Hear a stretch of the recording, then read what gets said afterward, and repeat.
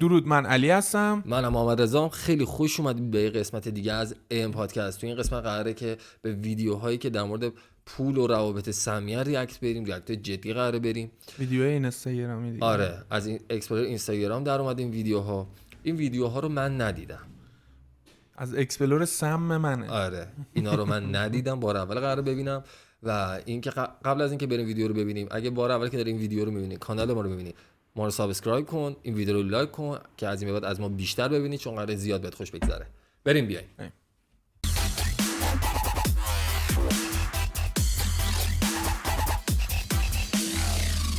خب علی، ویدیو اول پلی کن ببینیم چی داری واسمون. ببینیم ویدیوها رو من از اکسپلور خودم سوار کردم و اینجوری نیستش که کلا خیلی قرقاتی باشن، یعنی هر قسمتی که ما بخوایم ریاکت بریم ویدیوها باز تو اون قسمت مربوطه به هم. مثلا این قسمت کلا قراره راجع به رابطه ها، اینکه پول تو رابطه چقدر مهمه و اینکه چقدر رابطه ها سمی شده تو این اینستاگرام آدم میبینه، یعنی سم خالصه و بعضی افراد هم میان راجع به این سم نظرهای سمی‌تر میدن. آره، قراره یه ذره راجع به اینا صحبت کنیم. حالا اولین ویدیو بریم ببینیم چیه دیگه، خودتون متوجه میشید. سوال: اگر یه پسری بچه‌ها ما تگ جسارتاً بی‌ادبیه، بچه‌ها ما تگ اون پیجایی که حالا این ویدیو رو گذاشتن هم ور نداشتیم. اگه خوشتون اومد اصلا برید ازشون حمایت کنید. خواستگاری ایشون پول و ماشین و کار نداشته باشه، ریاکشن و واکنش شما چیه؟ ببینید، کار داشته باشه فقط ماشین. این الان رفته تو خیابون داره از بابای یا خیلی شانسی از یه نفر داره سوال میپرسه. آره دیگه، حالا اونم بابای اون دختر از طبیعتا. آره ایشالله که هماهنگ شده نباشه، ولی فکر نمی‌کنم هماهنگ شده باشه، چون نه نمیخوره. آره نیست. رفته یه پدر دختر، حالا بابای گفته که اگه پسر هیچی نداشته باشه به دختر تو بهش میدی؟ بابا چی میگه؟ ماشین و خونه نداشته باشه. اگه پسر خوبی باشه مشکلی نیست. جدی میگی؟ ببین گفت اگر حقوق 8 میلیون تومان تو ماه داشته باشه، ماشین و خونه نداشته باشه، دخترتون که مثلا اینجاست و حالا دور از اینا بهش میدی. بعد طرف گفت آره دیگه مشکلم پسر خوبی باشه. یعنی مهم براتون اولویت چیه؟ اولویت شخصیت چه فکر می‌کنی؟ شخصیت. اگه همچین پسری بیاد ایشون اوکی باشن، شما هم اوکی؟ اصلا استاپ کن این ویدیو. از همین اول مشکل داره. دختر اصلا چند سالشه نشسته یه گوشه داره شیکشو میخوره. اصلا این به سن قانونی رسیده که این داره همچین سوالی از این میپرسه؟ اصلا این دختر پختگی داره که بخواد در این مورد نظر بده. ببین منظور من میدونی چیه از این ویدیوها؟ بذار منظورمو بگم روشن شی. اولش خب جدیدن یه فضایی ایجاد شده توی اینستاگرام و یوتیوب و کلا اصلا دنیای مجازی، این که دخترها خیلی ها هم پرستن و پسرها خیلی مظلوم و بدبختن. خب من به این منظور این ویدیو رو مثلا این یکی از همین ویدیوهاییه که میبینی چه موسیقی هم روش گذاشتن. آره. از اولش تو رو داره آماده میکنه که این چه دختر بدیه. آره. وای به بعد اصلا به بابام نمیکشه. این پسر رو میذاره روش. چقدر بیشوره این کسی که این ویدیو رو ساخته. ببخشید اگه داریم ویدیو رو خودت هم میبینیم، واقعا خیلی بی شخصیتی. خب در اول که کار که آر نیست برایشون عکس بنده خدا رو گذاشتی. دو مثلا اون درآمدش از تو بیشتره. آرماتور بندیه دیگه. نه آرماتور نیست. داربسته. باشه داربست هم اینا حالا کارگرن. ولی باشه بنده خدا چه گناهی کرده که تو براش الان با شخصیتش اینجوری بازی کردی؟ بعد اصلا اون دختر بچه مثلا چی میفهمه از زندگی که تو الان این سوال ازش پرسیدی؟ اون باباه میگیم باز اون سختی روزگار چشیده، فهمیده که واقعا آخرش همه چی پول نیست. میگه اوکی شخصیت داشته باشه، خودم حالا یه کمکی بهش میکنم شاید ته ذهنش. ولی این دختر نشسته یه گوشه داره شیکشون میخوره تو بهترین حالت زندگیشه. آخه یه ذره باهات مخالفم. برای چی؟ ببین سر این مخالفم که ببین من این ویدیو رو انتخاب کردم. یه چیز دیگه بگم، اصلا همچین پسری نمیره سمت ازدواج با مایی 8 میلیون تومان. هیچ پسری با درآمد مایی 8 میلیون تومان که نه خونه داره نه ماشین داره هیچی نداره اصلا به ازدواج بنده خدا فکر نمیکنه. اون اصلا یه لحظه به ازدواج فکر بکنه حالوانش بعد میشه بره خودکشی میکنه. چه فازیه؟ کلا میدونی یه فازی رو افتاده که مثلا این دختره اگه میگفت آره مشکلی ندارم میشد فرشته، مثلا خیلی خفن بود. آره. اگه بگه نه مثلا میشه یه دختری که نمیدونم مثلا مرد ستیزه، نمیدونم هایلی هم که اومد مرد ستیزه یا نمیدونم مثلا بد دختره. ولی واقعا منم اگه جای دختره بودم همین جوابو میدادم، یعنی میگفتم آقا بابام بگه آره من نمیرم زنه همچین آدمیشم. ببین دختره حداقل میدونه آقا خونه باباش میتونه بهتر زندگی تمام کنه. شده رفت. خب ولی بعد- این حرکت این یارو که اومده عکس این بنده خدا رو گذاشته این پایین خیلی کار فولیه. آره حالا طرف اومده مثلا یه عکسی این پایین گذاشته یعنی وای پسرا دارن کار میکنن فلان. بابا اصلا خود پسره بدبخت میشه الان بره اصلا زن اون بگیره بنده اون. خدایی که الان همونجا نشسته به قرآن اصلا فکر نمیکنه به این داستان که تو داری حرف میزنی. آره دقیقاً. حالا بریم ویدیوی بعدی. خوب شد اصلا. بعد آره، اومد یارو. کلا ببین یه سری ویدیو انتخاب کردم که اون موج زن ستیزانه ای که جدیدن دارن نشون میدن تو چند تاش مشخصه، مثل همین ویدیو. واقعا این ویدیو الان دختره حرفی بدی نمیزنه، میگه آقا اصلا به بابام نمیرسه. من میگم نه، تمام شد. هر کی میخواد باشه باشه. برو بعد ببینیم چیه. سلام. 5 میلیارد پول یا عشقتون؟ قطعا اگر عشق واقعی باشه عشقم. چون عشق ندارم 5 میلیارد پول. 5 میلیارد همه چی میشه خرید، عشق هم میشه خرید. عشقم. اوه 100% 5 میلیارد پول. عشقم قطعا. رقمو ببر بالا که بگیم نه چرا. ببین چرا این ویدیو رو گذاشتم دوم؟ چرا؟ این ویدیو دقیقاً در تضاد ویدیو اوله. دیدی مثلا میگن که دخترها همشون عشقشون رو به پول میفروشن، تو این ویدیو همه دخترها گفتن نه، اگه عشق واقعی باشه عشقم. ولی پسرها دو تا پسر بودن گفتن، یکیشون که گفت قطعاً 5 میلیارد تومان، اون یکی هم گفت با 5 میلیارد تومان عشق میشه خرید. ببین بحث شوخی نیست. منظورم اینه که این فضایی که راه افتاده توی این اینستاگرام که آقا دخترها همه پول پرستن، طرف میاد مثلا با 100 نفر مصاحبه میکنه، میکروفونت بیشتر طرف میاد با 100 نفر مثلا مصاحبه میکنه، خب 10 نفر این وسط میگن که نه مثلا مهریه‌مو میگیرم، یا مثلا نمیدونم چرا طرف مثلا باید مایه 8 میلیون درآمد داشته باشه. اون 10 نفر رو روش ویدیوشو ادیت میکنن. خب نه اوکی. آره ویدیوشو ادیت میکنن، بعد مثلا میشه همون داستان این که اینا پول پرستن، در صورتی که واقعا اینجوری نیست. اینا الان تو همین ویدیو مثلا ما 3 تا پسر داشتیم که گفتن 5 میلیارد تومان پول. اوکی. میگیری چی میگم؟ آره. حالا تو میگی 5 میلیارد تومان پول یا عشق؟ عشقم. آره من هم که اصلا ازدواج کردم. تو با پولی جرأت نیست. داری این سوال جواب بده؟ باز من مجردم. خب نه اصلا من میگم با پول نیست، فولدرم کو. فولدر سمت راست. آره ببین 5 میلیارد پول یا عشقت؟ من که اصلا ازدواج کردم. 5 میلیارد واقعا پولی نیست که بخوای ول کنی. ببین آخه تو سطح ماها اصلا 5 میلیارد تومان مثلا اونجوری بازی مرگ و زندگی نی. آره. میدونی چی میگم؟ مثلا یه خونه قدیم ساخت میشه خرید. آره مثلا جای خوبم نه تازه. آره. ولی بیا خودمون رو گول نزنیم. من میگم 95% خانم هایی که در جوان این شخص رو میشناسی؟ نه. ببین اول توضیح راجبش بدم. این شخص کل پیجش همینه، ویدیوهای 1 دقیقه این مدلی میذاره، بعد راجب هر چیزی هم نظر میده. خب آها ایناست که میاد نصیحت میکنه. ببین دیگه همه ویدیوهاش همین شکلیه. آره. مختلف دارن زندگی میکنن رو میشه با پول خیلی راحت خرید. مثلا تو خیابون مصاحبه میکنن میگن حاضری به خاطر آیفون 15 عشقش رو فراموش کنی؟ طرف میگه آره. طرف حاضره با اون پول با اون آیفونه اشکشو پاک بکنه ولی اون مادیاتر رو داشته باشه تا کسی که دوستش داره رو. لوکی لوچینو مافیای بزرگی بوده در تاریخ. جمله خیلی جالب داره، میگه همه آدم‌ها رو میشه با پول خرید بجز نجیب زاده ها رو. تا همینجاش اولش فهمیدی که من یه لحظه فکر کنم نفهمیدی، گفت دخترای 95% دخترای جهان میشه با پول خرید. خب یعنی خارمادر خودش هم میشه خرید پس. آره دیگه طبق گفته ایشون بعد مادر تو و خواهرت هم ما میتونیم بخریم. پلی کن ببینم بقیه چی گفته، ویدیو رو اول کامل من ببینم. نجیب زاده ها کمه اما هستن. پس به جای اینکه درگیر ظواهر باشی بهتره چشت رو باز کنی یه نجیب زاده پیدا بکنی که به خاطر یه آیفون و یه پیکانوانه تو رو نذاره بفروشه. خوش به حال آدم هایی که این درصد اندک نجیب زاده ها رو در زندگیشون دارن و در کنار اینها هستن.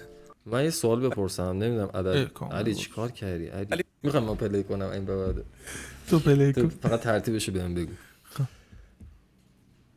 ببین نجیب زاده یعنی این چیزی که این گفت 5% نجیب زادن 95% حروم زادن. خب حروم زاده جد و آبادته. در وهله اول به این شخص دارم میگم اگرم فنشی واسط متاسفم.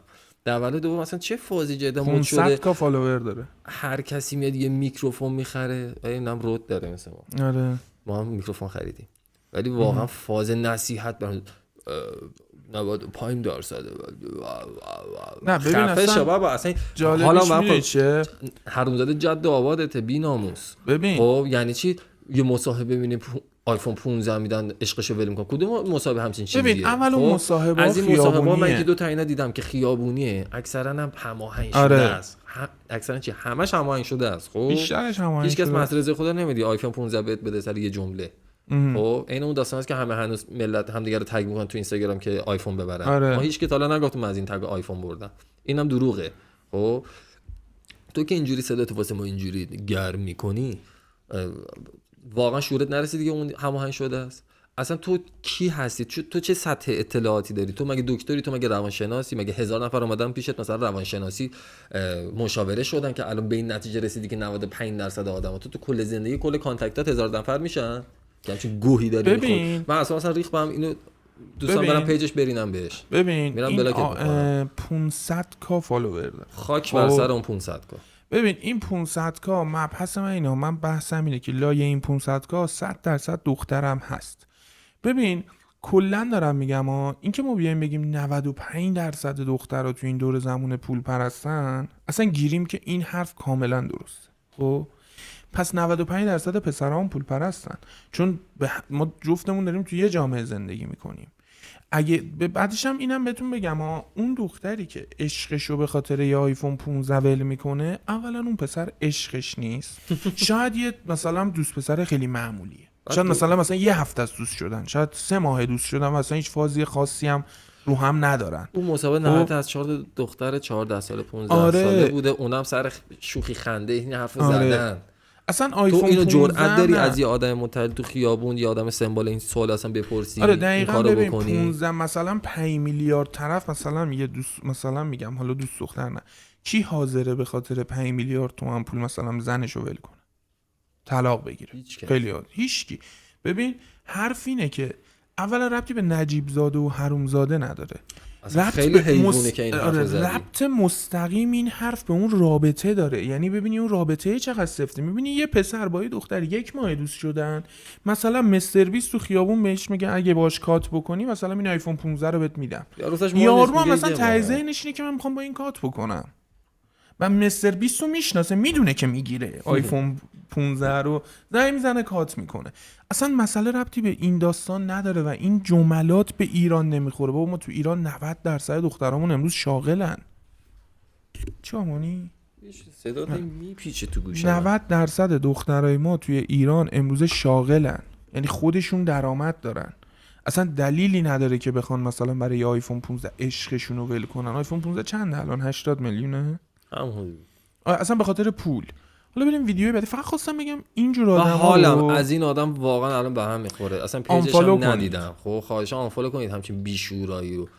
هر کسی که یه دکور زده یه میکروفون گذاشته جلوش دلیل نمیشه بیاد بقیه رو جاج بکنه. شاید الان بیاد به خود ما این حرفو بزنید تو چرا داری جاجش میکنی؟ من دقیقاً کلماتی که گفته دارم میگم. این آدم داره میگه 95% دخترا چیزن پول پرستن. خب شما برو ببین دیگه، الان داره به خار مادر تو فوش میده، به خار مادر من فوش میده، به خار مادر خودش فوش میده. اصلا این چه حرفیه؟ و اینکه این آدم چه کاراکتری داره؟ روانشناس، روزانه 300 نفر دارن بهش مراجعه میکنه، دوبلور و صدا ساز و تو کارهای صدا. تو اصلا مال این حرفا نیستی، بیا در این مورد نظر برو دوبلوری تو کن. آره برو ویدیو بعدی بریم فکر کنم خارجی. So how would you cater to me? If you were my husband? When I'm your husband? Every way possible. There wouldn't be a second I wouldn't cater to you. I'd be fat as You would be. You could wake up at 3 in the morning and ask me to make you food and I will get out of bed and I will make you food. There is nothing I wouldn't do because you are. چی شد اصلا؟ ببین این یه مصاحبه فمینیسم طوریه خب که اگر غذا بخوام واسم درست میکنی؟ ببین یه مصاحبه که ببین زیرش هم نوشته دختری که باید زیر پاهاشو طلا گرفت.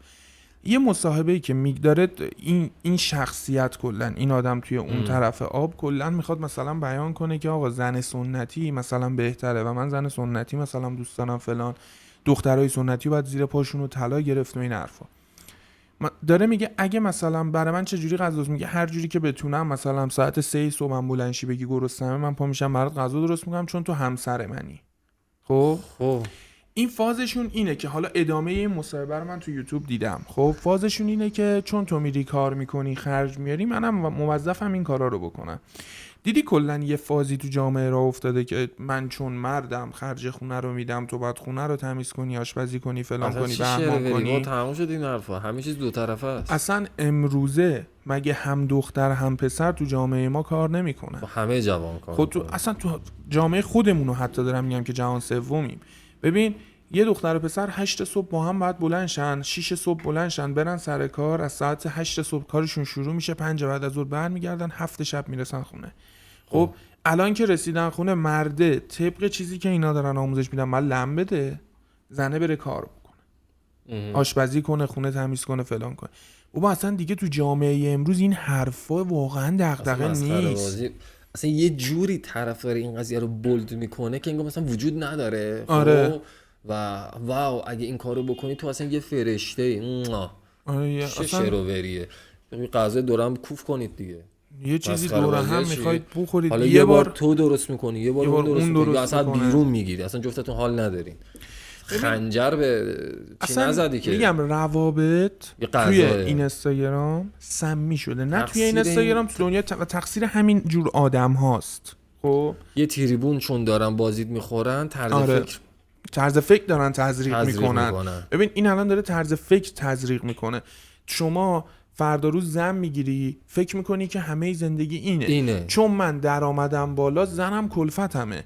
بابا اصلا شاید زنتو نره سر کار، خانه‌دار باشه، حال نکنه اون روز غذا درست کنه. آقا اون روز نمیخواد برای تو غذا درست کنه، اصلا شاید دوست داره تو مثلا ازش خواهش بکنی که این کارو بکنه، وظیفش ندونی، غرورش نشکنه، مگه کلفتته؟ تو این کارو بکنی مگه چی میشه؟ ببین آره دقیقاً همینه. احمقانه. بریم بعدی. برو بعدی.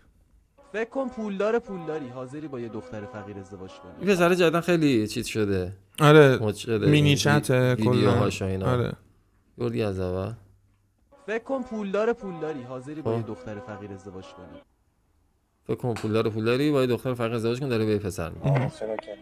آره چرا که نه. حاضری با یه پسر فقیر ازدواج کنی. من همیشه دوست دارم با کسی باشم که بالاتر از سطح خودم باشه.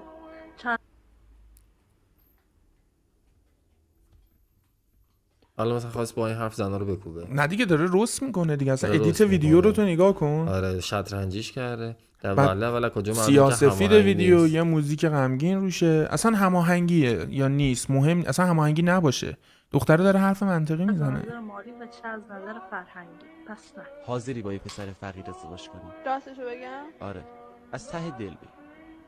نه. این ادیت ادامه ویدیو، حالا دیگه بقیش پلی نکن، فکر کنم کپی رایت. آره ببین میگم اصلا این فازی که راه افتاده همینه. اصلا این یه حرف کاملا منطقیه. این یه چیز کاملا منطقیه. تو خود الان حاضری همین یارو که چیزی اگه خواهر داری، تو خود حاضری خواهرت با آدم فقیر ازدواج کنه؟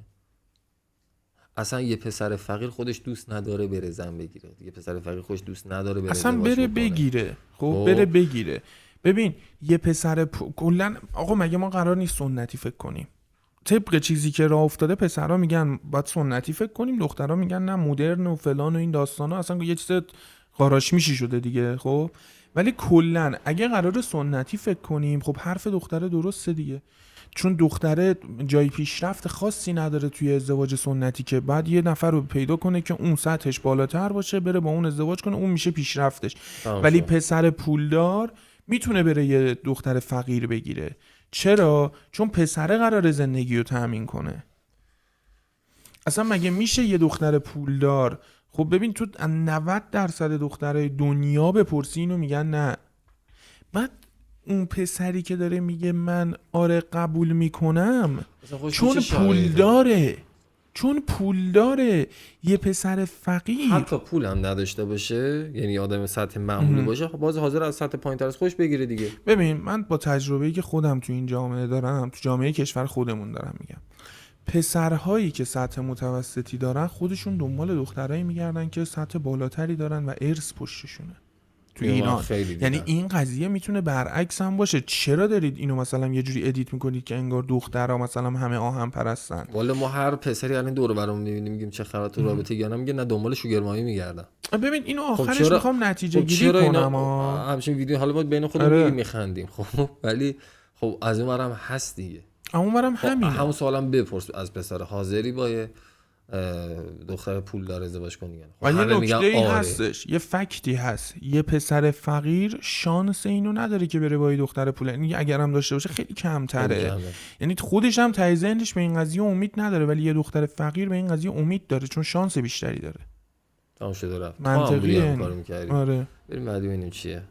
بعدی سیگما. مرد واقعی رهات میکنه. آره نگاه کن ویدیو رو. این کی هست؟ این خارجیه. این موزیک چقدر داره؟ الان کپی رایت میخوریم. موزیکاشون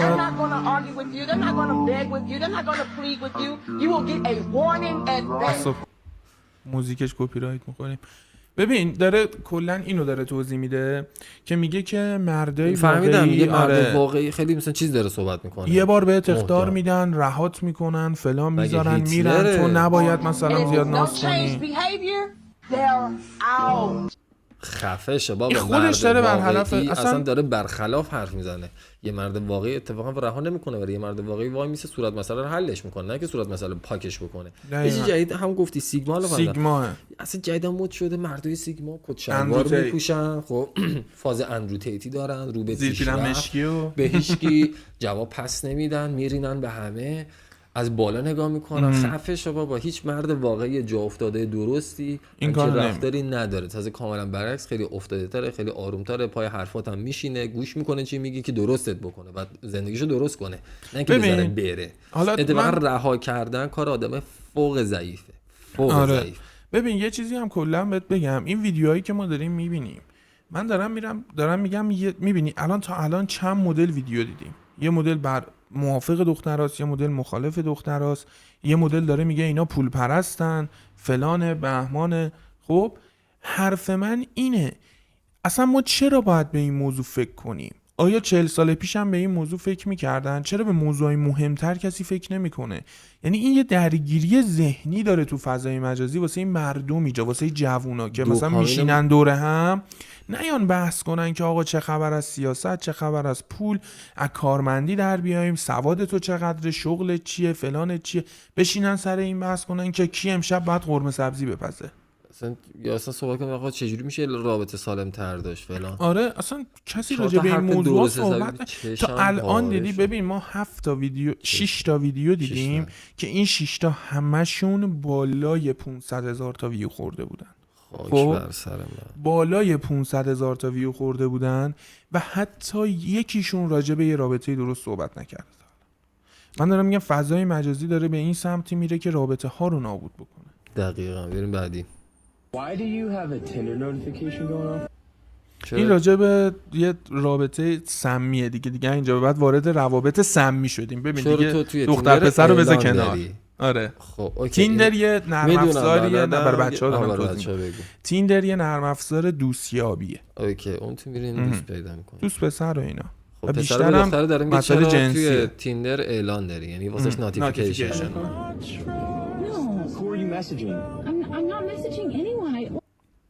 خیلی موسیقیش معروفه. کپی رایت می‌خوره. من گوش نکردم به موسیقیش. آره. که داره چی میگه؟ میگه که به ما داریم به نه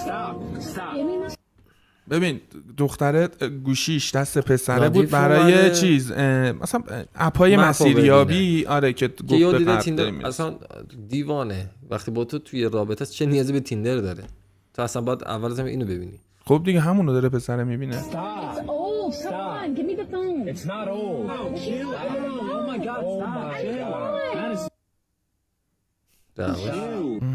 این پسر یه دختره. پسره. اینجا جیم تیوی شد. این رفیق پسر است، میگه نمیخواستم چیزی بگم ولی یکی از دوستای من با همین دختره توی فضای مجازی اوکی شده بوده با دوست دختر طرف. آره اینا داشتن فیلم میگرفتن کلا راجع به اینکه ویدیو درست کنن. تیندر اعلانش اومد برای همون ویدیوش هست. این ویدیو واقعیه. because I thought he was kidding and now check it. I don't want to check it. I want to hear it from you. خیلی حس می‌کنم قراره این تیک تاک نولانیا بشه نه؟ نه نمیشه نگاه کن.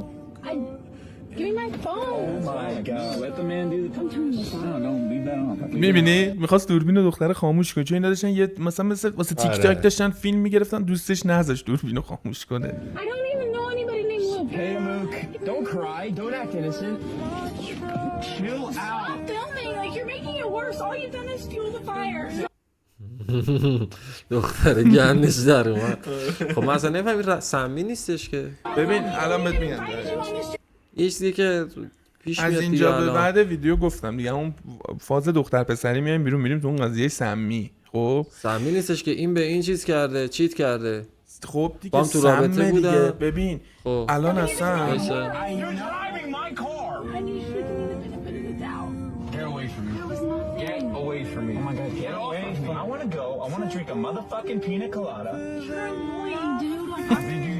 این رفیقه دهن سرویس میدونسته دهنشو بسته بوده تا آره.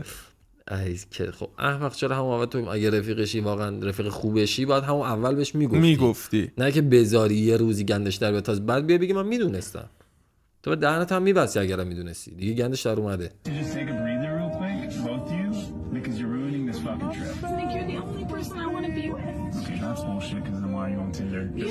حرف منو تازه الان زد. من اول گفتم آقا اگه با هم تو رابطه اید اصلا نیاز به تیندر نداری. It's for friendship. I don't have many friends. I just feel lonely. For friendship? It's more like for... دیگه چیت شد. بذار نه اینجا شدی. آره. ببین داستان اینه. اینو انتخاب کردم چون خواستم بگم اون دیت هایی که توی فضای مجازی اونجور آدما دارن میدن خب اون 7 ویدیوی قبلی باعث این رابطه‌های سمی که تو این ویدیو دیدیم میشه.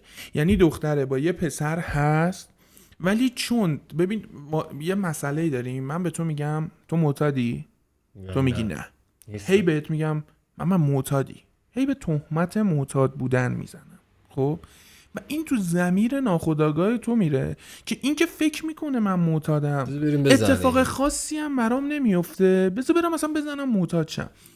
ببین الان فضای مجازی به سمتی رفته که مثل اون ویدیوهای قبلی به دخترها به قدری گفتن آهن پرست که دخترها به سمت خیانت کردن راحت سوق داده میشن. یعنی اون قضیه واسه شون خیلی راحت شده به خاطر پول بیشتر راحت تر خیانت بکنن. عجب. همچنین به پسرها پسرام همینطور پسرام همینطور یعنی رابطه ها رو سمی کردن کیا همون 6 7 ویدیوی قبلی که دیدید که میلیون ویدیو اونجوری تو روز داره تولید میشه. خب بریم بعدی. این خیلی سم داش محمد زیدم میگه اگه بخوای با هم ادامه بدی باید رفیقت محمد رو بلا کنی اونو باش بکره میتونه رفیقش داره ما رو خراب کنه. نوشتن پیام مجازی یارو بلاکش کرده همونو داده بلاک کرده. نظرت راجع به اینجور آدما چیه؟ داریم ما آره ما خودمون پیش اومد ما خودمون رفیق صمیمیمون اسمشو نمیاریم ولی بعد از 10 سال رفاقت به خاطر بیش از حد سستانسور بودنش ما رو فروخت. ببین حرفی نمیگم اینجور روابط حوالا نه بحث حوالی هم هست بحث این هم هستش که روابط تاکسیک زیاد شده. این کار یه کار تاکسیک بازیه چون مثلا تاکسیک نیست این یه کار بچگونه است. خب این اگه این چت مثلا 2 تا پسر 14 ساله 15 ساله باشه من قبول میکنم میگم آقا اینا تازه اول بلوغشونه فلان نه بابا تو سنای بالا این اتفاق میفته. نه میگم قبول میکنم. خب اگه واسه یه چت بچه 14 15 ساله پسر یا دختر 14 15 ساله باشه خب آره یه چیز عادیه. خب بالاخره تازه با طرف اومده تو اجتماع این اشتباهات رو میکنه خب ولی مثلا ما خودمون رفیقمون 26 7 سالش بود این کارو کرد دیگه. ببین دارم میگم این اتفاقا داره میفته و روابط داره به سمت ناکجا آباد میره خب و این موضوع ها درسته اینجا تو داری مسخره میکنی ولی تو ناخودآگاه ذهن آدمای اینجور کانتنت ها داره تاثیر میذاره. یعنی داره ببین فضای مجازی کل هدفم همینه که داره میبره روابط زناشویی رو به سمت تاکسیک شدن به سمت به هم خوردن. بیشتر خاطره واسم تداعی شده. آره اینو قصد گذاشتم مثلا اینو نمیخواستم بذارم. امیدوارم که همونجوری که استوری واتساپمون رو میبینی بیا این ویدیو رو هم ببینی. خودش میدونه. یه دوست چند ساله‌ای داشتم که بعد از فهمیدن ماجراش دیگه دوست من نیست. عصبی، خیلی عصبیه. عصبی اومد گفت ویدیو هم سیاسفید. این قراره چی بشه که دیگه دوستش نیست؟ این خانم و آقا به خاطر دختر 17 سالشون 7 ساله که با هم دیگه طلاق عاطفی گرفتن. به تو چه؟ نه بابا گوش کن تا ویدیو.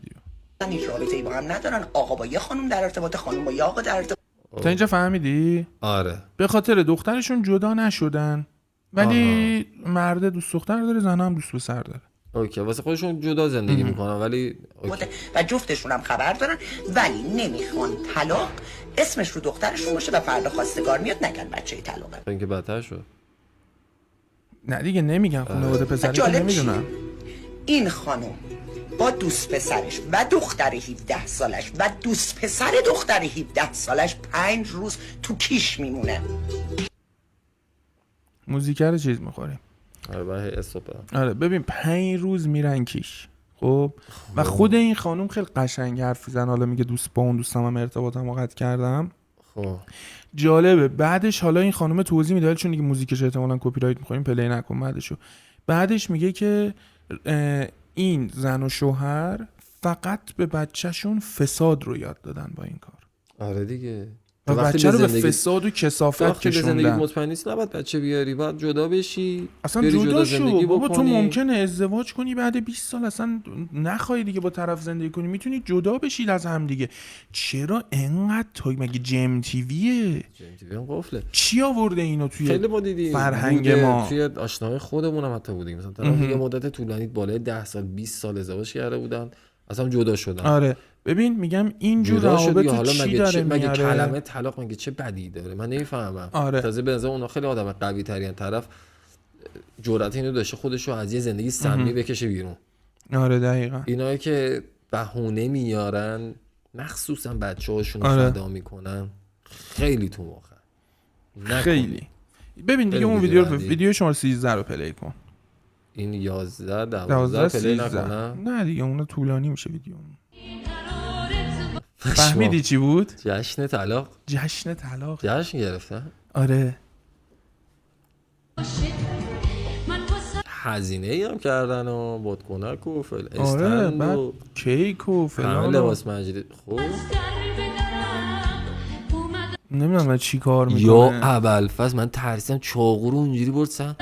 کات کیک مثلا خیلی هرس داره. نکنه عکس یارو رو کیکه. خب آره فکر میکنم عکس یارو رو کیکه. نه نیست. هیچی دیگه. جشن طلاق هم مد شد و این خیلی وقته که مد شده ها میگیرن. پشمام من بار اولم دارم میبینم. جدی من خیلی تو این استا دیدم. خیلی جشن طلاق میگیرن. آره ببین جشن طلاق میگیرن و معمولا هم بعدش میرن یه تیبا میخرن. من اوکی حالا خب مثلا طرف میگه آقا مثلا من از یه زندگی سمی از یه رابطه سمی اومدم بیرون با بچه‌ها بریم یه جشنی بگیریم از این سمی که اومدم بیرون. خب تا حدودی من درک میکنم این قضیه رو ولی نه اینکه دیگه لباس مجلسی و پارتی بگیری مثلا با رفیقات بری چه میدونم یه شامی بزنید بیرون. نه مخالفم. آدمی که طلاق میگیره باید افسرده شه. ببین چرا؟ ببین تو اگر ازدواجت منطقی بوده باشه خب و با عشق شروع شده باشه با دوست داشتن شروع شده باشه اون تهش برات تلخ میشه. یعنی میگی چرا نشد نگه دارم. تو تا 2 سال فقط فکرت اینه که ای کاش این کارو میکردم درست میشد، ای کاش این حرفا میکردم و این اصلا چیز ثابت شده است. ببین اکثر آدمایی که طلاق میگیرن و درست ازدواج کرده بودن متاسفانه بعدش افسرده میشن تا 1-2 سال. ولی این اصلا جشن گرفتنه اینکه تو اومدی اصلا خیلی علنی داری مثلا جشن میگیری فلان میگیری خب بعد با اون داری حال میکنی فالوور میگیری خب با این قضیه این بیشتر خوشحاله. آره این یکی بیشتر خوشحاله. بعد کامنت های زیر این پست به شدت سم بود. ببین چند تاش الان بهت میگم. یکیش این بود خب ویدیو بزنم جلو اینجوری میکن. آره الان کامنت ها رو چند تاش از حفظ میخوام برات بگم. خب ببین اولین کامنت خب کامنتی که بیشترین لایک رو خورده بود نوشته بود همینایی که دورتن احتمالاً باعث طلاقت شدن. خب یکی دیگه نوشته بود تو کوچه الان 35 تا تیبا و ساینای مهریه‌ای پارکه.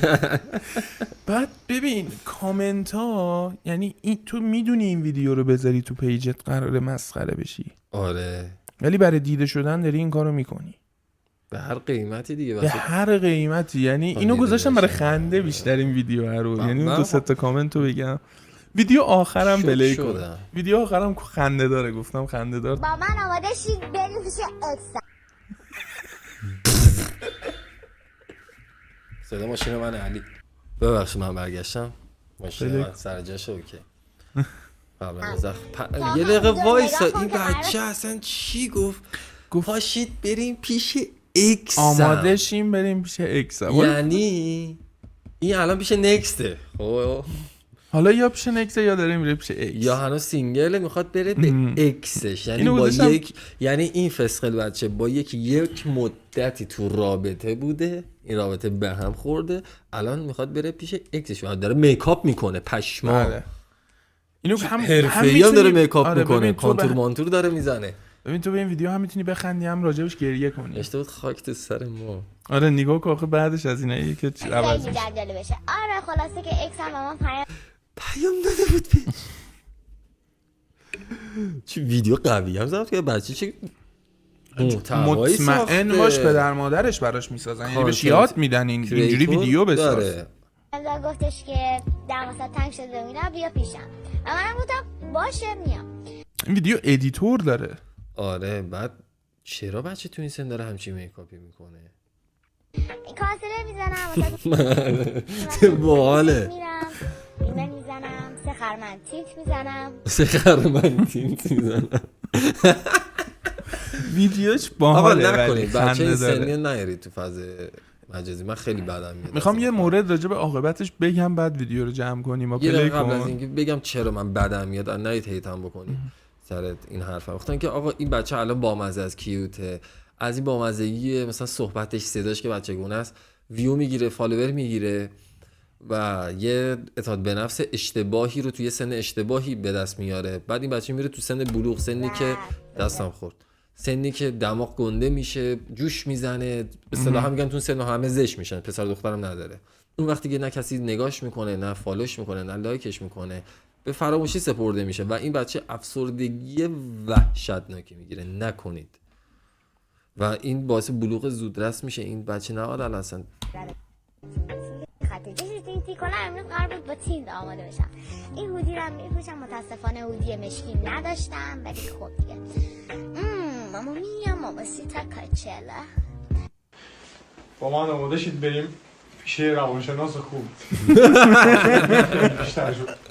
این پسر خیلی شمالی هم هست خیلی باحالن. آره این دو تا خیلی باحالن. آره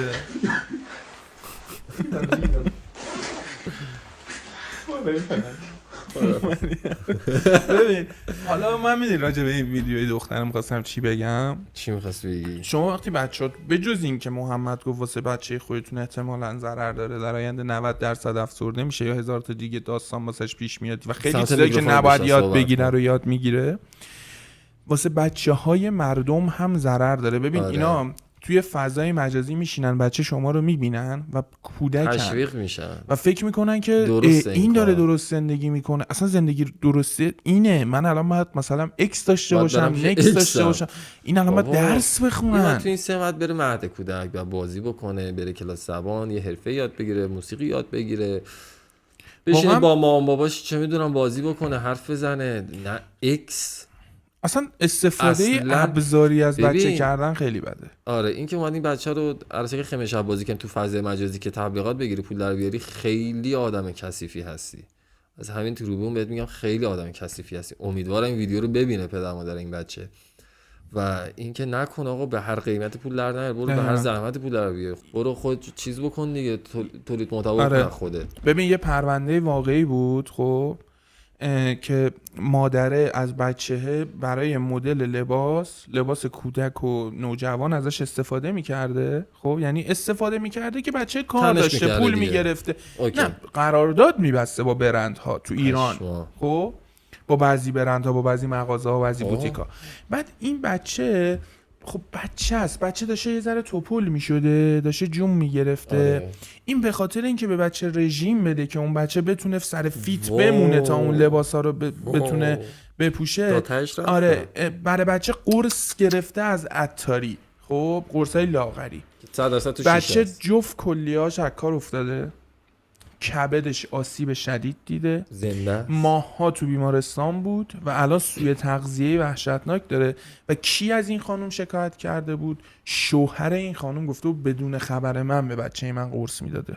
خب بعد هم طلاق داده بود زنه رو، هم ازش شکایت کرده بود و زنه جالبه که اومده بود گفته بود که من پولو که برای خودم نداشتم، من رفتم خونه خریدم برای بچه‌م که آینده داشته باشه. خب درسته، یعنی اون مادر واقعا میخواسته خونه بخره برای بچه، یعنی پوله رو نبرده برای خودش لباس بخره، رفته برای بچه خونه خریده توی سن مثلا 10 سالگی 7 سالگی.